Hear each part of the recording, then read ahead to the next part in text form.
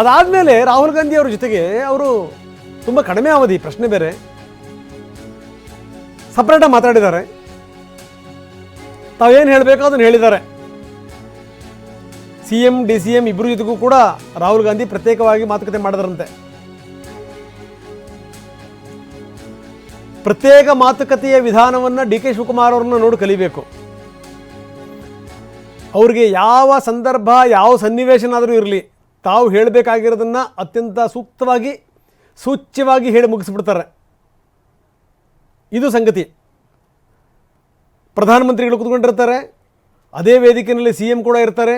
CM ಹೋಗಿ ಭಾಷಣ ಮಾಡೋಕ್ಕೆ ಹೋಗಿದ್ದೆ ನಿಜ, ತಕ್ಷಣಕ್ಕೆ ಅವರು ಸೀಟನ್ನು ಬದಲಾಯಿಸಿ CM ಸೀಟಲ್ಲಿ ಕೂತ್ಕೊಂಡು ಪ್ರಧಾನಮಂತ್ರಿಗಳಿಗೆ ಏನು ಹೇಳಬೇಕೋ ಅದನ್ನು ಹೇಳ್ತಾರೆ. ಹೀಗೆ ಹಿಂದೆ ರಾಹುಲ್ ಗಾಂಧಿಯವ್ರಿಗೂ ಕೂಡ ಅವರು ಅದೇ ರೀತಿ ಮಾಡಿದ್ದಿದೆ. ಸಿಕ್ಕಂಥ ಕಡಿಮೆ ಅವಧಿನಲ್ಲಿ ಯಾವ ಸಂದೇಶ ರವಾನೆ ಮಾಡಬೇಕು ಅದನ್ನು DK ಶಿವಕುಮಾರ್ ಸ್ಪಷ್ಟವಾಗಿ ಸಂದೇಶ ರವಾನೆ ಮಾಡಿರಬಹುದು ಅಂತ.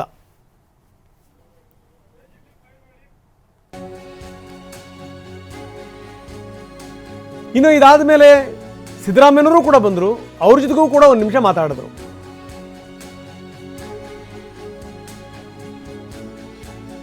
CM DCM ಇಬ್ಬರನ್ನು ಅಲ್ಲೇ ಹಿಂದಕ್ಕೆ ಸರ್ಕೊಂಡು ರಾಹುಲ್ ಗಾಂಧಿ ಮತ್ತು ಸಿದ್ದರಾಮಯ್ಯ ಮಾತಾಡಿದ್ದು. ಪ್ರಸನ್ನ ಹೇಳಿದಂಥ ಮಾತು ಸತ್ಯ. ಏನಂದ್ರೆ ನಾಯಕರುಗಳು ತೀರಾ ಹೋಗಿ ಏರ್ಪೋರ್ಟಲ್ಲಿ ಆ ಲಘು ಬಗೆನಲ್ಲಿ ಹೋಗುವಂಥ ಸಂದರ್ಭದಲ್ಲಿ ಮಾತಾಡೋಕ್ಕೆ ಸಾಧ್ಯನಾ? ನೋಡಿ, ಅದು ಅಲ್ಲೇ ಇಟ್ಕೊಂಡು ಇದು ಹೆಂಗಿದೆ ನೋಡಿ, ಇದೇನು ಸಣ್ಣ ವ್ಯವಹಾರನ, ಇದು ವ್ಯವಹಾರ ಕೆಟ್ಟೋಯ್ತಾ ಇದು. ತಡಿ ನಿನಗೂ ಬೇಡ ನನಗೂ ಬೇಡ, ನಾನು ಯಾವುದಾದ್ರು ಒಂದು ಅಂಕಿ ಸಂಖ್ಯೆ ಹೇಳ್ಬಿಡ್ತೀನಿ, ಅಷ್ಟಕ್ಕೆ ವ್ಯವಹಾರ ಮುಗಿಸ್ಬಿಡ್ತೀನಿ ಅಂತ ನಮ್ಮಲ್ಲಿ ಈ ಸಣ್ಣ ಪುಟ್ಟ ಈ ಭೂಮಿ ಖರೀದಿ ವ್ಯವಹಾರಕ್ಕೆ ನಿಂತ ಸಂದರ್ಭದಲ್ಲಿ ನಂಗೆ ಮಾಡ್ತಾರೆ. ತಡೆಯಪ್ಪ, ನಿನಗೂ ಬೇಡ ನನಗೂ ಬೇಡ, ಮುಗಿಸ್ಬಿಡ್ತೀನಿ ಅಂಥೇಳಿ ಅಂತ. ಆ ರೀತಿ ಮಾತಾ ಹಾಗಾದರೆ ಏನು ನಡೆದಿದೆ ಹಾಗಾದರೆ ಮಾತುಕತೆ? ಬನ್ನಿ, ಪ್ರಮೋದ್ ಶಾಸ್ತ್ರಿ ನಮ್ಮೊಂದಿಗೆ ಈಗ ಸಂಪರ್ಕದಲ್ಲಿದ್ದಾರೆ. ಪ್ರಮೋದ್, ನಾವು ನೋಡ್ತಾ ಇದ್ದೀವಿ ನಿನ್ನೆ ಸಿಕ್ಕಂಥ ಅವಧಿ ಬಹಳ ಕಡಿಮೆ. ಒಂದು ಮಾತಿದೆ, ಏನು ಅಂತಂದರೆ ಈ ದೊಡ್ಡ ದೊಡ್ಡ ಶಬ್ದಗಳನ್ನು ಬಳಸೋದಕ್ಕಿಂತ ಅತ್ಯಂತ ಕಡಿಮೆ ಶಬ್ದಗಳನ್ನು ಬಳಸಿ ಕಡಿಮೆ ಅವಧಿನಲ್ಲಿ ತುಂಬ ಸೂಕ್ತವಾಗಿ ಜೊತೆಗೆ ಪರಿಣಾಮಕಾರಿಯಾಗಿ ಸಂದೇಶ ರವಾನಿಸುವಂಥವನೇ ನಾಯಕ ಅಂತ. ನಿನ್ನೆ ಹಾಗಾದರೆ ಇಬ್ಬರು ನಾಯಕರು ಸಿಕ್ಕಂಥ ಅವಧಿಯನ್ನು ತುಂಬ ಚೆನ್ನಾಗಿ ಬಳಸ್ಕೊಂಡಿದ್ದಾರೆ. ಅತ್ಯಂತ ಕಡಿಮೆ ಅವಧಿನಲ್ಲಿ ಏನು ಸಂದೇಶ ರವಾನೆ ಆಗಬೇಕು ಆ ಸಂದೇಶ ರವಾನೆ ಆಗಿದೆ ಅಂತ. ಒಂದು ಮಾತು ಮಾತ್ರ ನಿಜ, ನಾಯಕರುಗಳಿಗೆ ಅಷ್ಟೊಂದು ಲಘು ಬಗೆಯಿಂದ ಯಾವುದೋ ಏರ್ಪೋರ್ಟಲ್ಲಿ ನಿಂತ್ಕೊಂಡು ನಮ್ಮನ್ನು ಪರಿಗಣಿಸಿ ನಿಮ್ಮನ್ನು ಪರಿಗಣಿಸಿ ಅಂತ ಹೇಳಲಿಕ್ಕೆ ಸಾಧ್ಯವೇ ಇಲ್ಲ. ಅದು ಗೊತ್ತಿರುವಂಥ ಸಂಗತಿ. ಮಾತಾಗಿದೆ ಅನ್ನೋದಾದರೆ ಏನೇನು ಮಾತು ಆಗಿದೆ ಹಾಗಾದರೆ ಪ್ರಮೋದ್? ರಂಗನಾಥ್, ಇದು ರಾಜಕಾರಣದ ಒಂದು ಪಿಟ್ ಸ್ಟಾಪ್ ಅಂದರೆ ತಪ್ಪಾಗಲ್ಲ. ಸಾಮಾನ್ಯವಾಗಿ ತಿರುವಿದ್ದಂಥ ಸಂದರ್ಭದಲ್ಲಿ ತಿರುವು ತುಂಬ ದೊಡ್ಡದಾಗಿರುತ್ತೆ, ತುಂಬ ಚಿಕ್ಕದಾಗಿರುತ್ತೆ. ಇವತ್ತಿನ ಮೀಟಿಂಗ್, ಇನ್ಫ್ಯಾಕ್ಟ್ ನಿನ್ನೆ ಆಗಿರುವಂಥ ಒಂದು ಮೀಟಿಂಗನ್ನು ಗಮನಿಸ್ತಾ ಇದ್ದರೆ ಈ ಎಲ್ಲ ಬೆಳವಣಿಗೆಗಳು, ಕಾಂಗ್ರೆಸ್ ಮನೆಯ ಬೆಳವಣಿಗೆಗಳು ಸಂಪೂರ್ಣವಾಗಿ ಸ್ತಬ್ಧವಾಗಿಬಿಟ್ಟಿತ್ತು. ಅಂದರೆ ಹೆಚ್ಚಿನ ಯಾವುದೇ ರೀತಿಯಂಥ ಬೆಳವಣಿಗೆಗಳು ಕಂಡು ಬರ್ತಾ ಇರಲಿಲ್ಲ. ಅಲ್ಲಲ್ಲಿ ಮಾತ್ರ ನಾಯಕರು ಮಾತನಾಡ್ತಾರೆ. ಹೈಕಮಾಂಡ್ ಮಟ್ಟದಲ್ಲಿ ಹೇಳೋದಾದರೆ ಹೈಕಮಾಂಡ್ ನಾಯಕರು ಯಾರು ಕೂಡ ರಾಹುಲ್ ಗಾಂಧಿ ಅಥವಾ ರಾಹುಲ್ ಗಾಂಧಿಯ ಕಚೇರಿ, ರಾಹುಲ್ ಗಾಂಧಿ ಅವರನ್ನು ಸಂಪರ್ಕ ಮಾಡುವಂಥ ಪ್ರಯತ್ನವನ್ನು ಆಗಿರಲಿಲ್ಲ. ಬಿಹಾರ್ ಚುನಾವಣೆ ಆದಮೇಲೆ ಯಾವ ರಾಜ್ಯ ನಾಯಕರಿಗೂ ಕೂಡ ರಾಹುಲ್ ಗಾಂಧಿ ಸಿಕ್ಕಿರಲಿಲ್ಲ.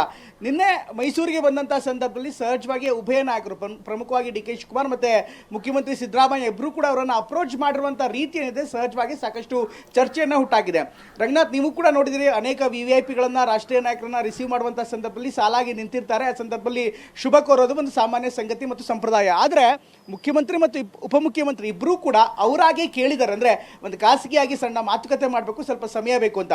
ಮೊದಲಿಗೆ ಸಿದ್ದರಾಮಯ್ಯನವರು DK ಶಿವಕುಮಾರ್ ಒಟ್ಟಿಗೆ ಮಾತನಾಡ್ತಿರ್ತಾರೆ, ರಾಹುಲ್ ಗಾಂಧಿ ಅವರು ಕೂಡ ಜೊತೆಗೆ ಮಾತನಾಡ್ತಿರ್ತಾರೆ. ಈ ಸಂದರ್ಭದಲ್ಲಿ ಮನ್ರೇಗಾ ವಿರುದ್ಧ ಏನು ಹೋರಾಟವನ್ನು ಮಾಡಲಾಗ್ತಾ ಇದೆ, ಪ್ರಮುಖವಾಗಿ ಕರ್ನಾಟಕದಲ್ಲಿ ಒಂದು ಅಭಿಯಾನವನ್ನು ಮಾಡಲಾಗ್ತಾ ಇದೆ, ವಿಶೇಷ ಅಧಿವೇಶನವನ್ನು ಕರೆಯಲಾಗ್ತಾ ಇದೆ, ಜೊತೆಗೆ ಒಂದು ಇವತ್ತು ಸಂಪುಟ ಸಭೆ ಕೂಡ ಇದೆ. ಇದರಲ್ಲೆಲ್ಲ ಮಾಹಿತಿಯನ್ನು ಅವರಿಗೆ ಕೊಟ್ಟಿದ್ದಾರೆ ಅನ್ನುವಂಥ ಮಾಹಿತಿ ಲಭ್ಯವಾಯಿತು. ಅದಾದ ಬಳಿಕ ಮುಖ್ಯಮಂತ್ರಿಗಳು ಪ್ರತ್ಯೇಕವಾಗಿ ರಾಹುಲ್ ಗಾಂಧಿ ಅವ್ರನ್ನ ಪ್ರತ್ಯೇಕವಾಗಿ ಮಾತನಾಡಬೇಕು ಅನ್ನುವಂಥ ಮನವಿಯನ್ನು ಕೂಡ ಮಾಡ್ತಾರೆ. ಈ ಸಂದರ್ಭದಲ್ಲಿ ಖಾಸಗಿಯಾಗಿ ಸುಮಾರು 1 ನಿಮಿಷನೋ 1.5 ನಿಮಿಷನೋ ಮಾತಾಡ್ತಾರೆ. ಆ ಸಂದರ್ಭದಲ್ಲೂ ಸಹಜವಾಗಿ ರಾಜ್ಯ ರಾಜಕಾರಣದ ಚರ್ಚೆ ಖಂಡಿತ ಆಗಿದೆ ಅನ್ನುವಂಥದ್ದು ಮೂಲಗಳಿಂದ ಸಿಗ್ತಾ ಇರುವಂಥ ಮಾಹಿತಿ.